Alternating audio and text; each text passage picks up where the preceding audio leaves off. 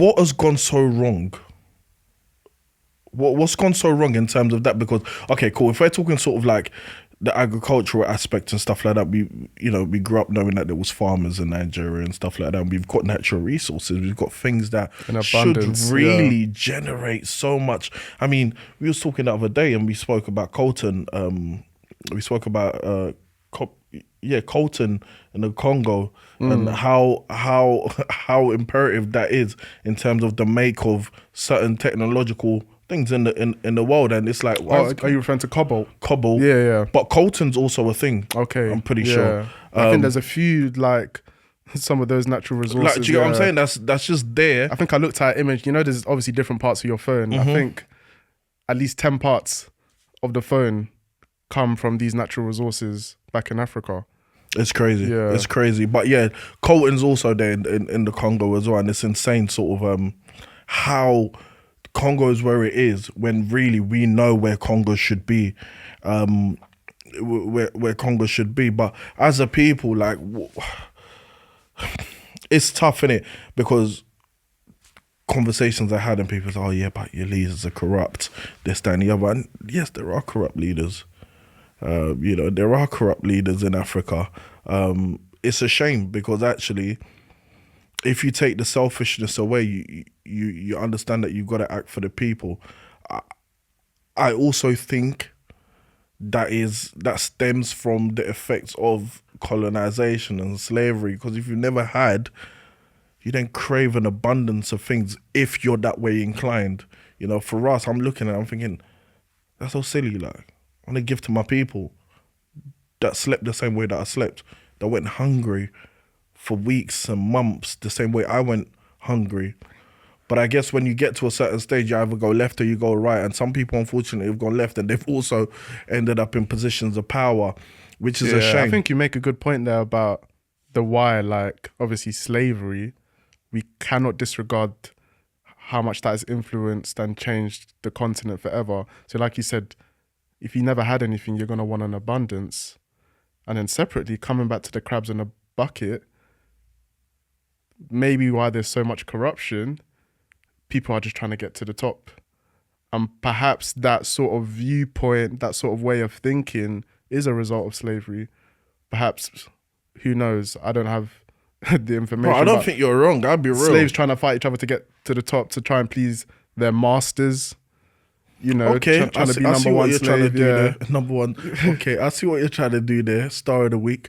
But I get the why is important. The why is important. The why is important. I think I said this in a previous episode when we were talking about sort of morality and our judgment when it comes to a case of survival. Morality is out of the window.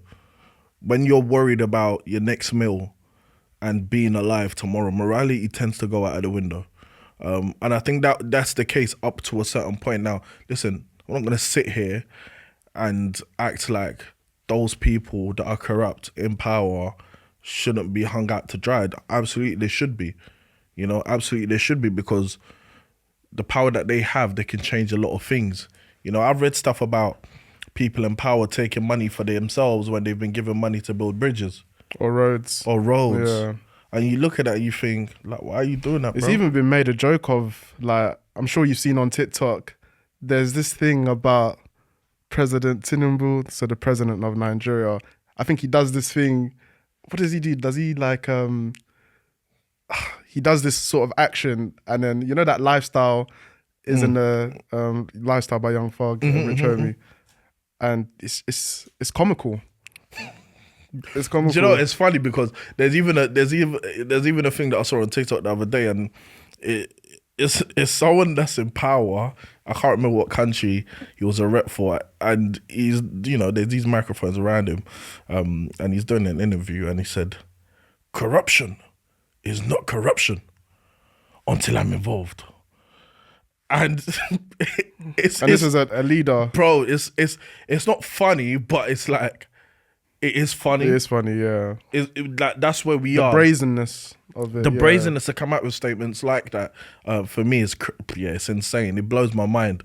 Going back to that, though, and I think it's very important that we don't just go over it. slavery, colonization, the effects of that. There's a particular country that almost gets a buy every time. It gets a pass every time we're talking about the transatlantic slavery, and we're just talking about the enslavement of Africans in general. And it's Portugal. And it's a very, very weird one because they were one of the first European countries to go to Africa to enslave our people. That was around the 1400s. There's a direct link with a lot of the countries that they enslaved, that they took slaves from and they colonized after.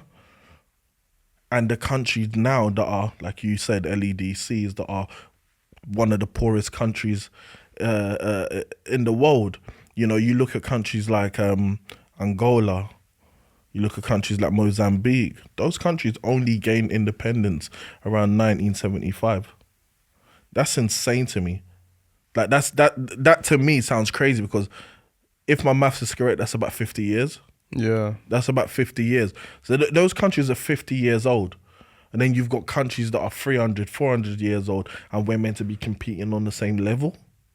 It's not a level playing field at all. Everything has to be relative. Everything has to be relative. I believe there should be a thing that you people that did so much harm to people, you've got to pay them back. You've got to do some sort of reparation payments because those that won't be mentioned got them. Yeah. They got them. And you see what's happening. Are we not worth reparations? I think, do you know what? The proud me wants to say it's almost impossible to calculate how much financially the pain that you have caused a people is. I think it's impossible to calculate how much it is. I think that's what it is. Because yes, what happened to those people, what happened to the Jews and stuff like that was horrid.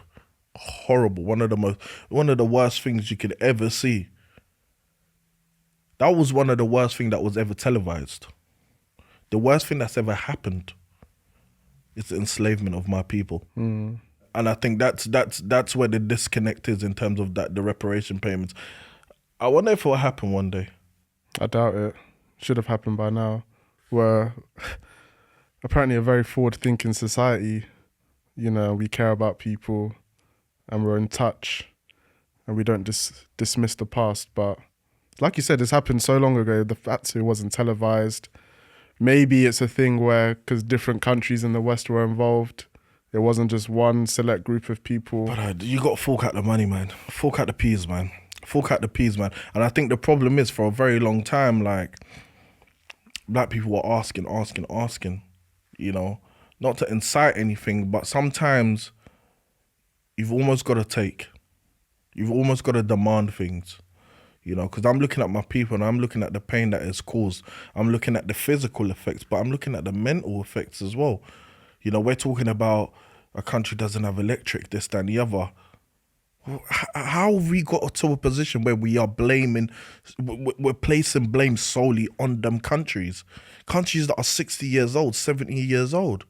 Countries that some of our parents are older than. That doesn't make any sense to me. But one thing I want to challenge you with, I'm sure you have similar conversations with people, people a bit older than us, people that have lived, we're making a lot of reference to Nigeria, that have lived back home. And you always hear Nigeria doesn't want to help itself, or that country is useless. So a lot of people's point of view is that they're not even thinking about the effects of slave trade or, the West and trade deals and how we've been misaligned. They're just thinking, cool, we should be in a place now, and I guess not just Nigeria, Africa as a continent, to help ourselves. Who said that?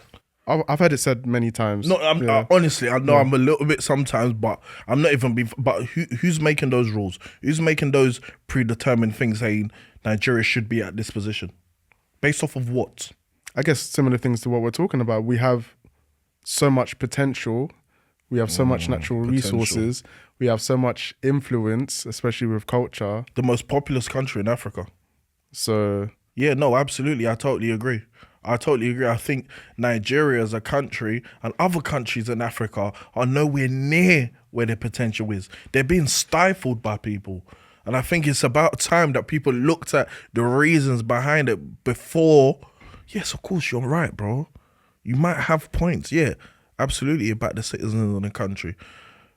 But when you've been doctored to think a certain way, that you are the problem, that your situation cannot be helped, there's a mental enslavement that the chains haven't been broken yet. There's a mental hold that people are still struggling with, whether they know it or they don't know it. You know, and it's like at some point we've got to go and help people. You know, we've got to go help people and get them out of that mental, mental prison. But yeah, to answer your question, you know, like Nigeria doesn't want to help itself. I think absolutely progression comes from the bottom up. So we're talking about civilization improve. We're talking about the citizens, the behavior and stuff like that. But bro, we're talking about people that I've never had. We can't hold them to a standard of us that we know that when we get home, I can have a hot water. I can have electric. I can sit down. Some people, Love Island. Some people, Club World Cup. Like, do you get what I'm trying to say? Yeah. Like, we... Completely different way of life. Different mentality that's been built over time. You know? Nigerians don't feel sorry for themselves, though. We're very proud people. Maybe too prideful at times. Wow. Maybe too prideful at times. But let's not get too emotionally. That's the thing that I was saying. Like, now we're talking about Nigeria. Realistically, we should be talking about Africa. But if you step away